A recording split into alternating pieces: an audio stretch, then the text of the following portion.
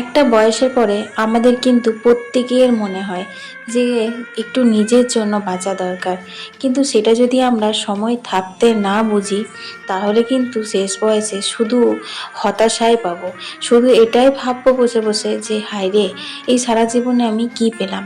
তাই সময় থাকতেই কিন্তু আমাদেরকে এটা বুঝে নিতে হবে যে আমাদের নিজেদের জন্য বাঁচা দরকার।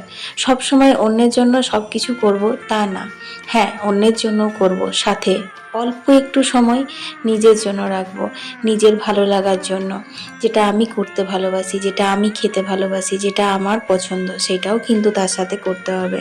তো যাই হোক, যখন আমি ভিডিও করতাম না তখন একরকমের জীবন ছিল। এই একঘেয়েমি, প্রত্যেক দিন সংসারের কাজ, একা একা সারাদিন বাড়িতে থাকা, খুব একাকিত্ব ঘিরে বসেছিল।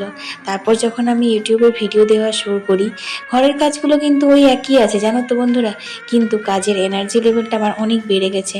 এই যখন ক্যামেরা অন করে কাজগুলো করি, মনে হয় তোমাদের মতো হাজার হাজার বন্ধু আমার পাশে আছে, আমার সাথে কথা বলছে। তোমাদের কমেন্টগুলো যখন পড়ি, মনে হয় যে এত বন্ধুদের মাঝখানে আমি একা কি করে। যাই হোক, তোমাদেরকে অসংখ্য ধন্যবাদ আমার পাশে থাকার জন্য।